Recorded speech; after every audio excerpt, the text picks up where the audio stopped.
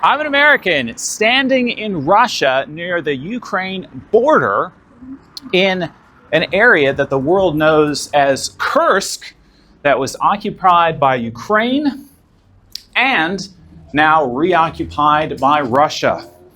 And this is a box that they have built here. There are several in this city because the people that live here live in a state where they may at any point in time need to run into that box for safety from drones and or rockets, I suppose. Welcome to Expat American. I am the Expat American. Find out what life is like for Russians in the Kursk region right now.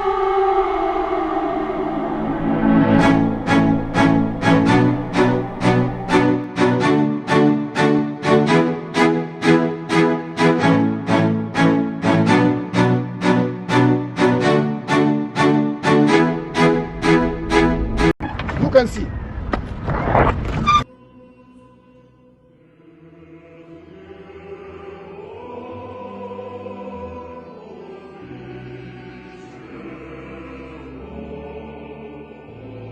So Joseph Stephen Rose. Yes, sir. We're here for them to tell us that maybe we shouldn't go to the danger zone, I guess you could say. Спасибо. Спасибо. What are you experiencing right now? Besides maybe some discomfort and some pain in your back. You say what you want to say. So, Sveta, you know, it's weird. I have mixed emotions. Drone jamming technology to keep us safer while we're here. So this is something as an American I've never experienced that. Yeah. And you grow up thinking that's Europe, that's the other side of the world. I would never be in that situation. I would never have to be in that situation. I would never put myself in that situation. And yet here I am. So I am traveling through Russia along the Ukrainian border, which is right over there, with Svetlana, Rose, and Dmitry Kuznetsov. How's it going, Deputy? How are you, my friends? So we are driving to Kursk. Did I say it right, Kursk? And we're gonna see what life is like there. Вон, смотрите, видите, а вон стреляешь уже по ней, вон ракета пошла. Это ракета, сбивать сейчас. Смотрите, вот она. Серьезно? Это зенитка, конечно, зенитная ракета. Вот, это зенитная. It's coming up on the Russian side. Световые ставят такие. It's being launched on the Russian side.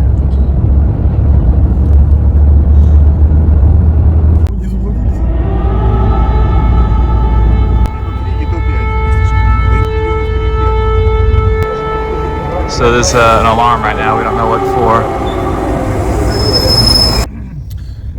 So it looks like a normal city, but we just heard the horn that you would hear if there was potential incoming fire, like what you would hear in a movie, like an old movie. Fireworks.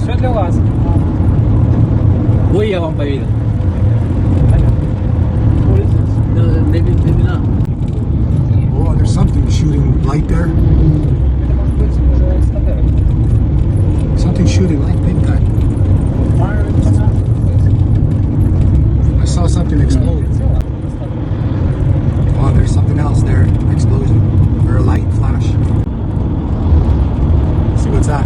Those are lights going past. So after a couple of hours, we actually arrived to Kursk, and behind me is the famous Kursk, I guess, gate, if you want to call it that. We did see a lot of very interesting things, and right now we're going to go to the hotel, which is about 10 minutes away from here. We're going to sit, debrief, and the three of us are going to discuss exactly how today went, and tomorrow we have a big day ahead of us. So here's our hotel for the night. Air raid siren, that's what it's called. I couldn't remember the name of it in the moment. Maybe I'll be freaked out when I leave this place, but right now I don't feel any fear for some odd reason.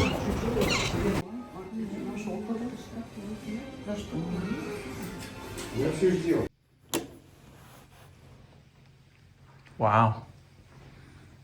Looks like a suite for us. Beautiful paintings. It's crazy. It's interesting because Kursk was in the news as the place that Ukraine took over. And to be here now, it's strange because I'm assuming it wasn't this area because this area looks so nice.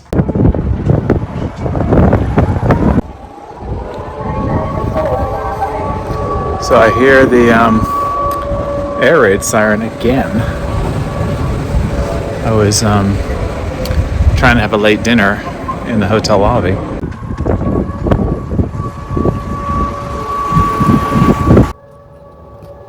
I don't know if you can hear the air raid sirens, but we're in Kursk, and air raid sirens are going off right now.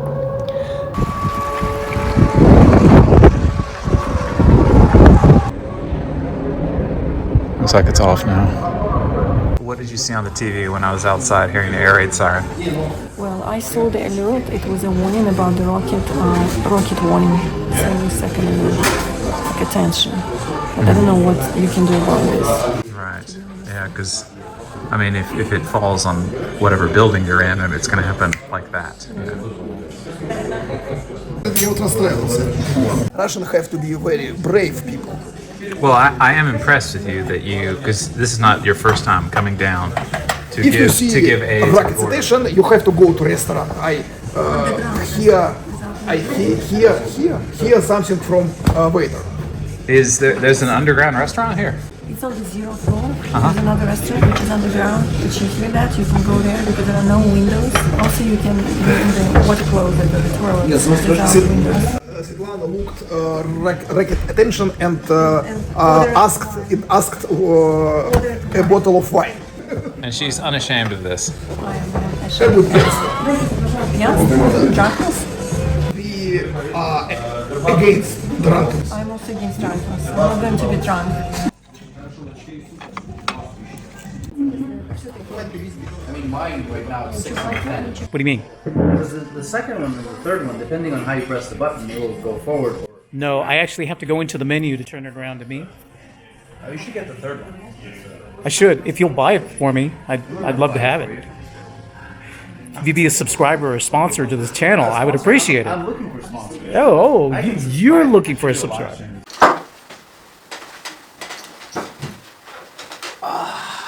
So we're rolling? Clap. Do 3 claps so I can see it. Thank you. Perfect. So we're sitting in a hotel tower and we keep hearing air raid sirens. We are in Russia still, but on the Ukraine border. We're on a journey together, the 3 of us. We were driving, we saw a launch of probably surface-to-air anti-drone missile system. You saw something else entirely. Oh, you saw a what launch you of saw? an actual, like a missile, surface-to-surface missile, most likely. Okay. So the experience has been surreal, and these people have been living in this this whole time.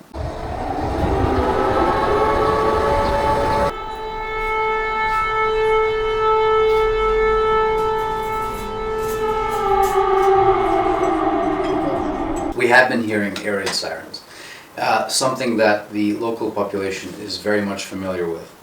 And besides the air raid siren, you also have a pre-recorded message saying that you should be seeking shelter, because obviously they've created special shelter for when you have random blue-yellow drones fly across and try to attack civilian infrastructure. Now, it is a very weird feeling, and especially I'm a father. We're all fathers here. And knowing that in this particular city where we're at, you have children going to school, hearing this air raid siren, and knowing that at any point in time, one of those flying lawnmowers can accidentally hit that particular school.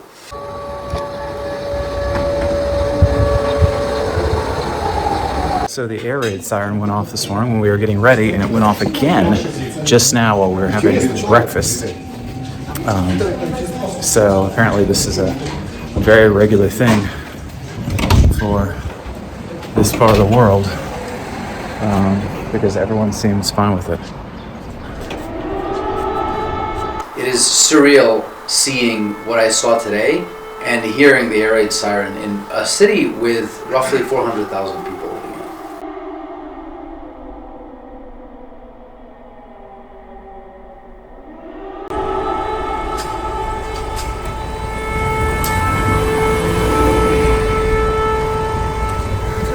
You are welcome to transport. Oh, yes, sir. Oh, yeah, absolutely. I love it. It's good. I never imagined in any of my wildest dreams that I would be here today, having seen and experienced what I experienced today. As a foreigner from an unfriendly country. So we're at our first stop for today. I want to Stand in the dark? present you my friend Roman Alekhin. He is great video blogger in Russia. Military really? blogger. Yes, Roman Alekhin. Joe, my friend and brother in Good to Christ meet from you, sir. USA. Very good to meet you. Roman Alekhin. Maybe you know Stan Fillin? Свет, расскажи про всех других. He is a Russian blogger as well. Рома Алехин, великий русский военкор. Great Russian military blogger. So it's quite dangerous to go there, even to the places where people used to live and live now after the occupation, because there are some mines and could be any casualties there. So it's not, it's dangerous. You know? So we're here for them to tell us that maybe we We're shouldn't here, go. yes. And also they probably won't let the crowd go. So we'll try to figure it out now if we can all go. So they won't let us go in the civilian car because there are some journalists who were killed over there, and the Ukrainians, they are watching all the delegations. So if they see a crowd of people, it's dangerous. So it's not safe. I can hear the air raid siren going off outside right now. Мы по городу просто посмотрим, не надо туда ехать. Джо. А, Джо надо, да? Ребята, всем поняли. Американцы приехали помогать русским людям. How do you feel about tomorrow, Joe?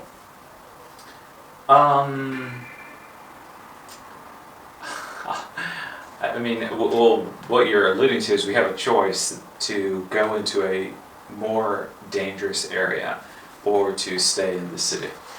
And I guess right now I feel surrendered. And again, maybe this is the back pain that is precluding me from having an emotional feeling about the situation. And I'm really glad we're having this talk right now, because we're having it in the middle of air raid sirens, like literally, like we've heard several since we have come to this hotel. So it's kind of an interesting experiment to have this conversation while we're in it, and not when we're back in Moscow and everything's fine. I mean, as I don't think I've said it yet, but you know, as someone who was born in the U.S. and grew up in the U.S., you know, you're on the other side of the world from everyone else, basically. So you're never at risk for a military confrontation. Украинцы могут сдаться. So we just got out of our meeting. Stas and Sveta are trying to decide what to do right now.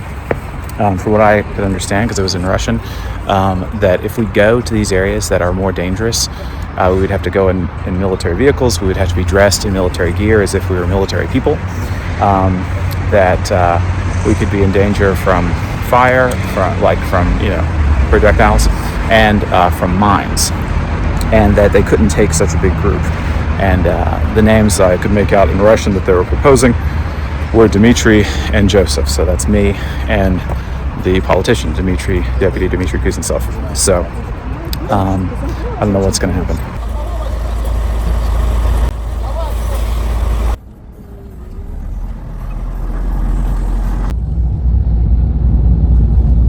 Interesting mix of really old and newer houses. For me, it got real when the supporting crew put on their gear.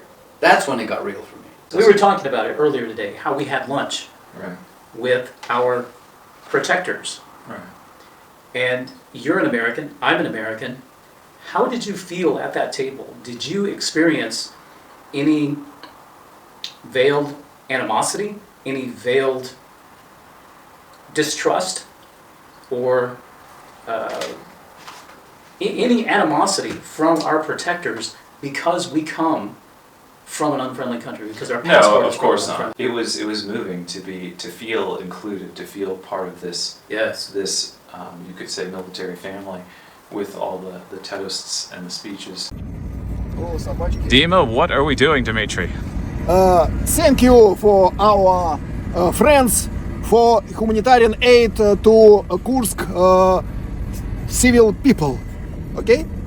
Thank you, Joe. So we are in a truck that is delivering humanitarian aid to people who have been suffering from the Kursk incursion. We have food and water and other needs. And other things for needs. No, you said it correctly. А у тебя геолокация отключена? Входи. Hello, Kursk. Me and my friend Joe are here.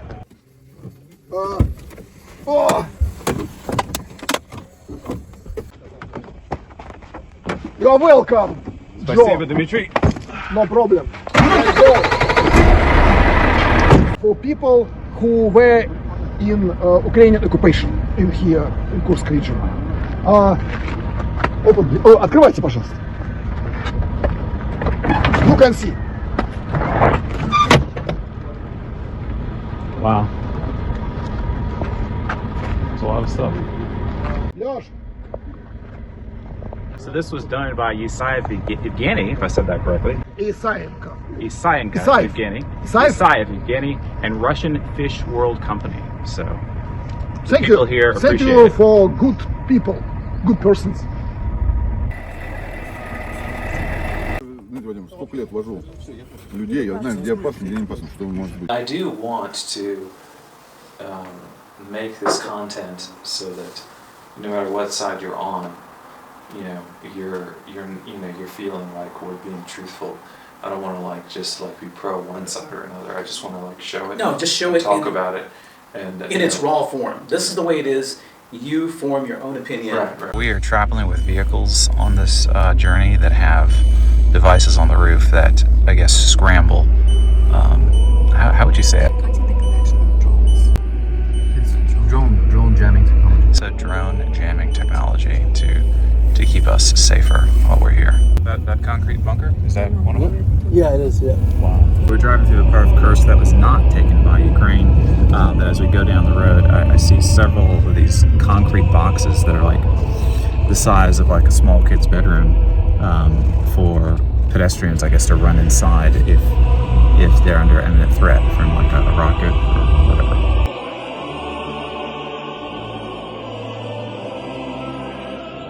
So this is something that you don't often see, especially in the West.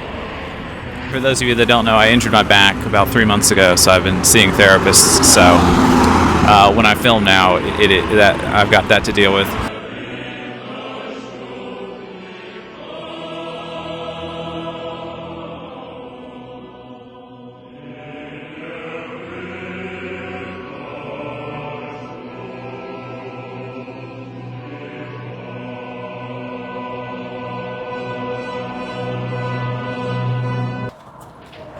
All right, so we decided not to go further into the danger zone where we would be increasing our risk, where it was Ukraine captured territory until just a few days ago. We had a debate and the four of us decided to stick together and not go and come into the center and see what it looks like here. I definitely have mixed emotions because I know that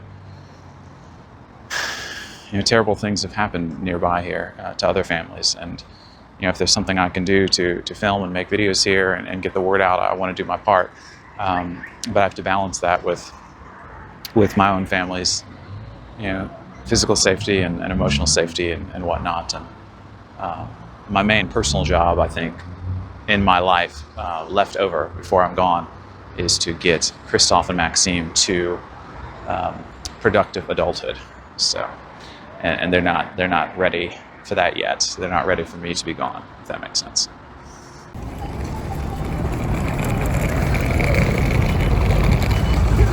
Hey, Joe. Yeah, man. Joe Eddie, is this an American flag blanket in the back of a rusty Lada? Apparently. If you come to Kursk, you can bring your American towel, put it in the back of your Lada, and no one's gonna do anything about it. I mean, we're in the middle. You've seen how many military people are walking around. right? No, it is a good point, actually. You've seen all the military trucks and everything pass by. Right. And here you go. It's the vehicle, nothing is broken. It's just sitting there. So Americans, or an affinity for American culture, is not frowned upon here, despite everything that's going on. I can't speak for everyone. All right, but in general. I believe so. I mean, still, you didn't see this, but when we did our airsoft video, we didn't have any of those guys who showed up with full American tactical BDUs and everything.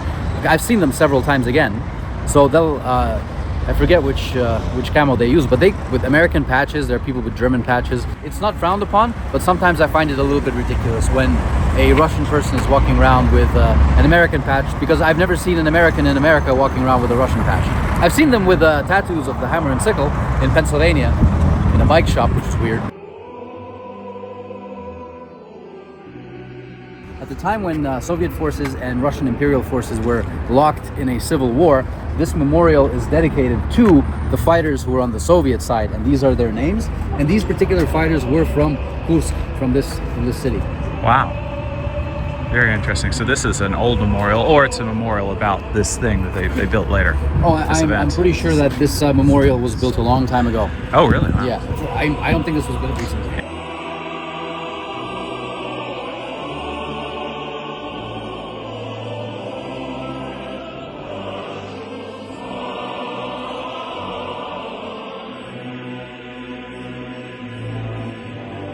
So we've come to a park in the center of town.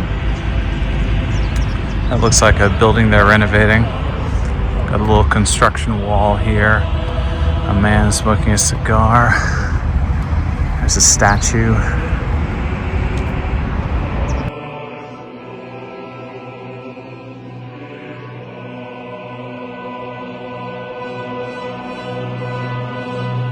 Nice view. Got a little ledge here overlooking the city. I mean, look at it. It's so beautiful and historic looking. I mean, doesn't this look like perhaps could be New England somewhere? And I just noticed here it tells you what you're looking at. So I can't read. I don't know, but it's interesting to see the old photos. I mean, I love it. And then what is still there, and comparing them. I guess there's a river we might be able to see when the trees are more dormant, or maybe it's not there anymore. Stan just learned that this park is definitely under reconstruction. It used to be like a Soviet hub for this town, a place to celebrate and have festivals, and had like a little amusement park here, and they're in the process of restoring it.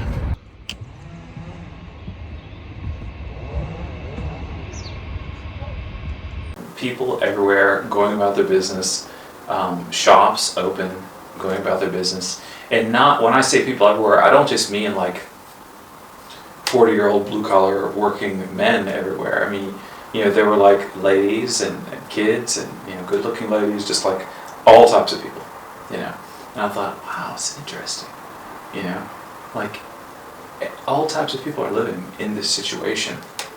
And what went through my mind was, you know, because I've been living in Moscow for 3 years, and it's wonderful, so wonderful that I've thought at times, you know, like in the U.S., you just kind of get used to the fact that there's street crime, and you need to always have eyes in the back of your head, and you know you're raising your kids there, but something could happen. You need to always be ready, and you're sending them to school, and something terrible might happen. And you just need to accept it. And I thought, well, I guess maybe this is the way humans are, that things just kind of, the water just boils more and more and more, and we just kind of accept it. Here's something interesting that we have found here, and that is sandbags in different areas on different buildings, you know, to keep things safe, I suppose. Eddie, what would the sandbags be for? The sandbags are covering windows that are at street level. So for blasts that might happen. Come in here because that glass would shatter and fall into the building Damage and people. injure whoever's on the inside. There's a statue of Lenin in the square here in front of this beautiful building. What is this building? Dom Совета. It's a government building.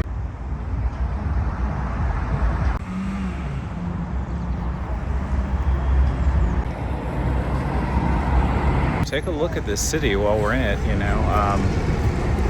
Modern day conflicts aside, I mean, just ask yourself, what kind of city does this look like to you? Does this look like, you know, anything like where you live?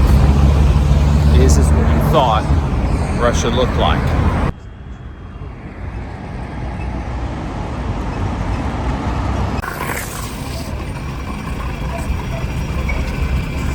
The air raid sirens, yeah. Sirens. I have experienced like 4 or 5, and it was unusual for me. It's like I don't remember this ever. I only remember this in the movies.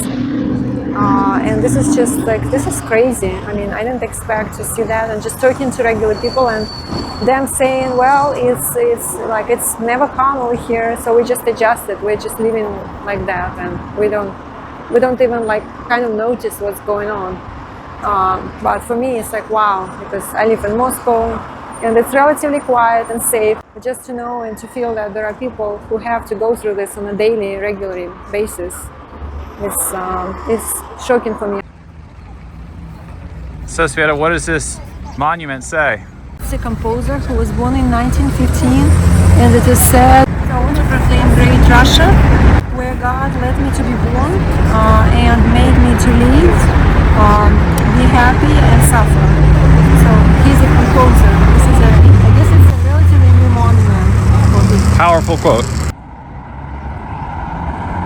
It's a very interesting quote on that statue back there, because I think, you know, as an American, I don't think Americans would have that type of quote about suffering.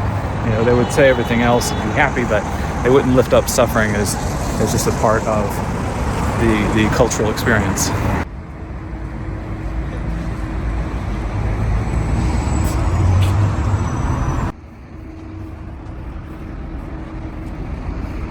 Kursk 992, so that must be when this place was founded, and we've come to another square, and this would be, I guess, a Pushkin square.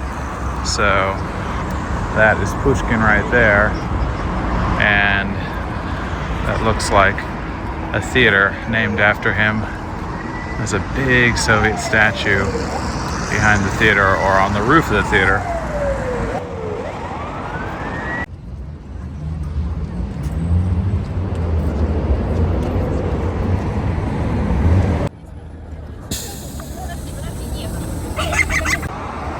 Here's another shelter box in the center of town, and this one has instructions on how to help injured people in it.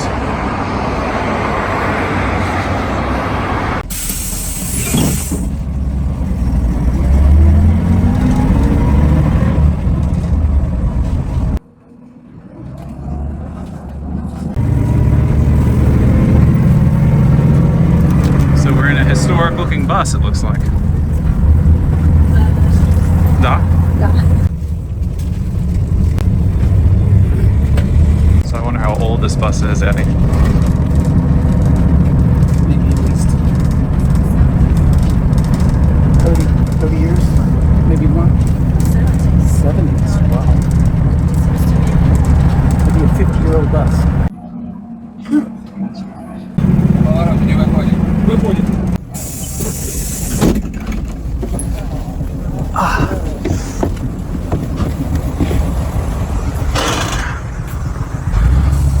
Wow, how old is that structure, I wonder? From 19th century.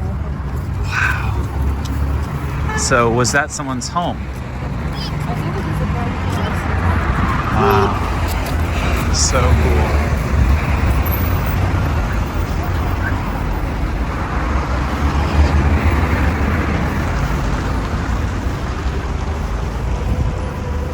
Nalichniki, yeah. How many stories, untold stories, happen behind these walls? Here we have another one, and this one looks like the roof is caved in. So, yeah, very interesting. These old Russian houses with the windows that are called nalichniki.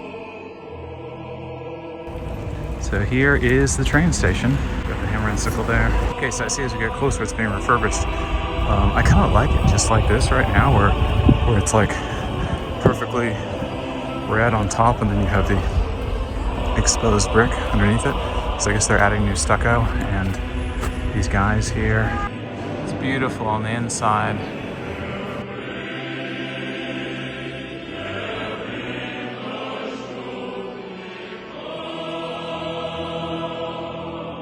Нумерация вагонов начинается с хвоста поезда. Стоянка поезда 1 час.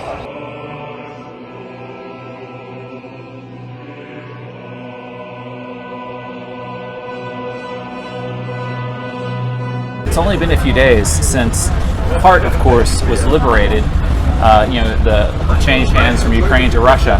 So what that means is all these people that were living normal lives, they were doing so with a battle happening in their oblast next to them. Yeah.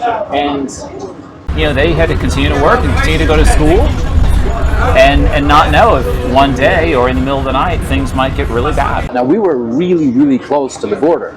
Kursk is a border city, and what we've seen, as you mentioned, businesses that are open, government that's working, infrastructure, all the buses, the electric buses with the antennas, I forgot what they're called. Yeah, the trolley buses, they're working. Taxis are working. People are walking around smiling. There were by the statue of Pushkin, there were girls, maybe they're 15, 16, maybe 19, they were recording TikToks. We walked into a shop that was like an orthopedic center, and you noticed there was a poster on the wall of people with missing limbs due to mines. And so there was all these products you could buy, like prosthetics and things that would be part of the prosthetic. And what was very hard for me to see was there were like kids' shoes there. So, prosthetics for kids to buy shoes, like so a kid that would lose its leg. Like I saw lots of pink shoes and whatnot. They would then have this special shoe that would go on their prosthetic. And especially since I have little kids right now, that was, I can't think too deeply about it, without getting emotional, if that makes sense.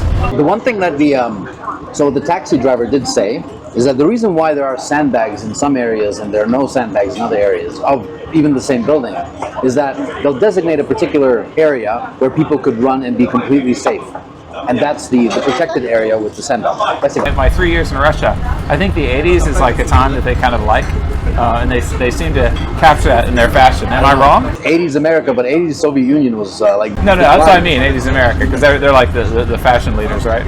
And, I would pass by these people in their teens and early 20s, and I would just think, wow, this is their reality. Like, this is their formative years, growing up under air raid sirens. It sounds crazy. It sounds like something from the past, but it's not the past for them. It's completely normal. It's been 11 years now. There have been people in the DNR, LNR, those republics.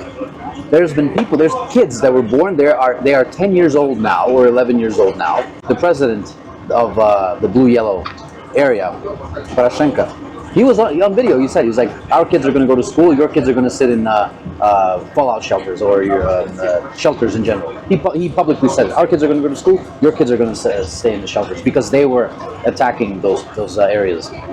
Oh, the previous president of that country? Yeah. Wow. My alarm went off at 5 a.m. to catch the train with you guys to come here. Not here, but to the border area, because we've done a couple of different places here. And, I just felt this urge to, even though it sounds kind of emotional and overwhelming, to open my kid's bedroom door and just take a look at him, before I left. Because I knew that my risk was probably fine, but it was increased, let's say. And there was a chance that something might happen to us. And I went in and just took one last look at my two little kids. And my wife was like, what are you doing? Because they're supposed to be asleep. I was like, I don't know, I just wanted to see them. I did the exact same thing. Yeah.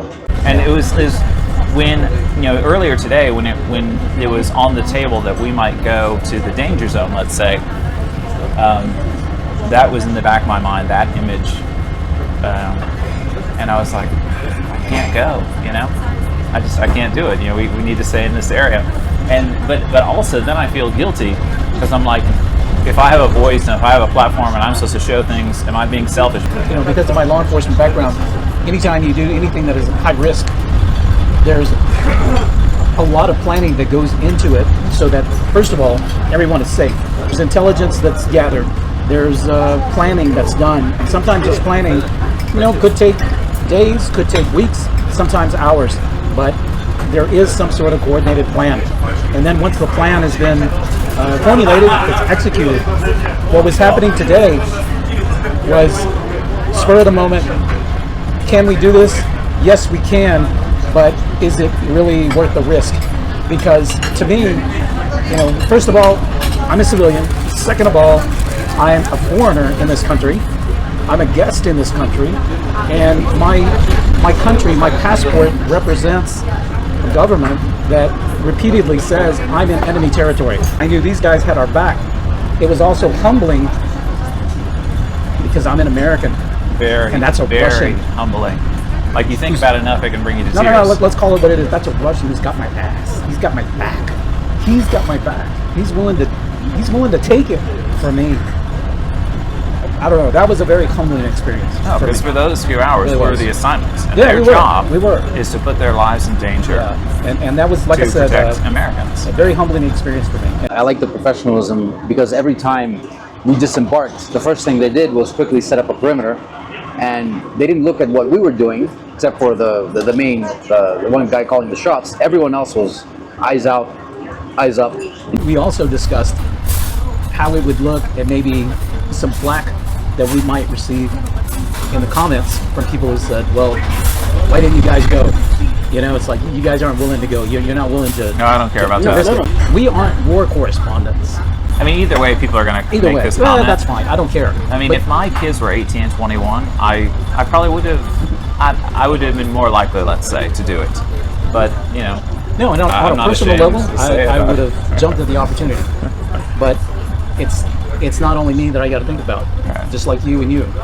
We have others to think about. And the risk-reward ratio for today's operation was not good. To be fair, the people who are doing the fighting, they have a lot to think about as well. They give it away. Yeah, yes, yeah. They total respect for them. This is why I can also feel bad, because like I said before, if you know, I know that families like mine did not survive the Kursk events, and you know, so who am I to say, oh well, I can't put myself at risk when other families have been, you know, completely, you know, deleted. And then, like you said, there are many people that are soldiers and they have families too, and they're risking it all. So it's a hard situation. No, I'll say it outright. They're better men. I'm going to speak for myself. They're better men than I am, for sure. Every single one of them are honorable. They're doing their job, and they are much better people than I am. Yeah, it's sad because I mean I see Russians now after 3 years as being very much just like typical Americans, typical Russians. I mean, there are differences, of course, but for the most part, these are just regular people trying to live normal lives, and it's sad because you know, Americans, like let's say in general, don't have to go through this type of stress that Russians have had to go through for a while now, and not just this event, but historically. I don't know, Joe. I think our hillbillies are a bit different than your hillbillies. Oh, yeah? Yeah, I think so. All right, now it's your turn to leave a comment and let us know what you think of this experience. What do you think of Russia? What do you think of Kursk? What do you think about current events that are happening in the world today? Also, like and subscribe and click the share button. Send this video to your friends. It's very important that more people know what is going on here, and click the box to see what happens next. Как бы сказать, смотрите нас на YouTube. Что? Watching us? Watch us on YouTube. I'm serious. That's a good idea. Why don't we just panhandle it? Let's panhandle. Panhandle the trip? Should be looking in the camera, not at you. Well, we've already started technically, but You can move it around. we'll, you we'll, can cut it. So we'll that add you I into it. begin. Don't worry. Oh, good. I didn't record any of that. Do you need plates for the pizza? Нет, я повтори, пожалуйста. See, I can speak Russian well. Dimitri is eating vegetables for dinner. Nothing but vegetables. This micro green plant. Dimitri, как девушка. No, It's like girl I food. have not nutriologist wife. That was incredibly deep, and I mean maybe perhaps too deep for the tired brains that we are currently carrying our bodies through this experience. Joe, filming every activity, including ordering a cab. Where am I? Why am I ordering a cab in Russia? You gotta circle closer and closer and faster and faster. Welcome to Expat American. I film everything. I like the happy Russians in the background. Yeah, I know. No, it's cool. It's authentic. It is authentic, yeah. Yay! What? Well, look, he's already done his. Well, maybe we should do it again after You're gonna have to get do a it second again one. when you get a second one. Well, this is now just... I'm a big guy, so, you know, obviously mine's almost gone. Next stop, North Korea.